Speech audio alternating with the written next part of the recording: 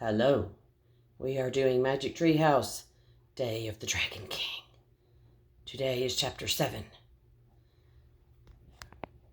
I am being joined by all three cats today. Gibson at the top, Sylvester at the bottom, left, right, whatever, and Ash. Thank you for joining.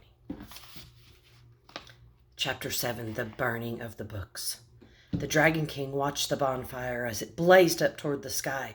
Around the fire, the air was thick and wavy. Bamboo books were stacked beside the fire, waiting to be burned. "Hurry," said the scholar. They jumped down from the cart and joined the crowd by the bonfire. The Dragon King shouted to the soldiers. They began throwing the books into the fire. The bamboo crackled as it burned. Having a hard time turning the page. "Stop!" cried Annie. Jack grabbed her. "Quiet," he said. Annie pulled away. "Stop!" she shouted again, but her voice was lost in the noise of the roaring fire. "There's your story," said the scholar. He pointed to a bamboo book that had fallen off a waiting stack. "I'll get it," said Annie. She dashed over to the book. "Annie!" cried Jack, but she had already snatched up the bundle of bamboo strips and was charging back to them. "Got it! Quick, put it in your sack," she said. Jack put the bundle of bamboo strips in his sack. Then he looked around fearfully. He gasped. The Dragon King was glaring at them. Then he headed their way. "Seize them!" the Dragon King shouted. "Run through the burial grounds," the scholar said to Jack and Annie. "The soldiers will be afraid to follow. They fear the spirits of the ancestors." "Thanks," said Jack. "Thanks for everything." "Good luck," cried Annie. Then she and Jack took off. Soldiers shouted after them. An arrow whizzed by.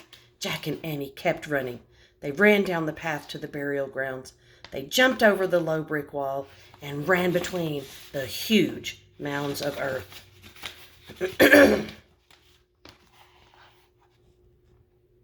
Suddenly, arrows filled the air around them. The archers were shooting from the tower.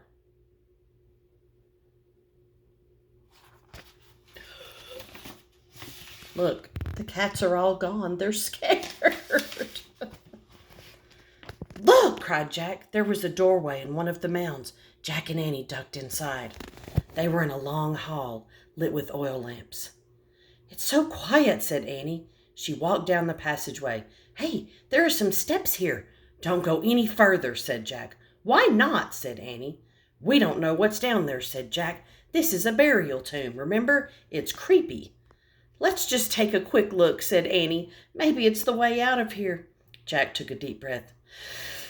"You might be right," he said. "Okay, but go slow." He didn't want to stumble upon a dead body.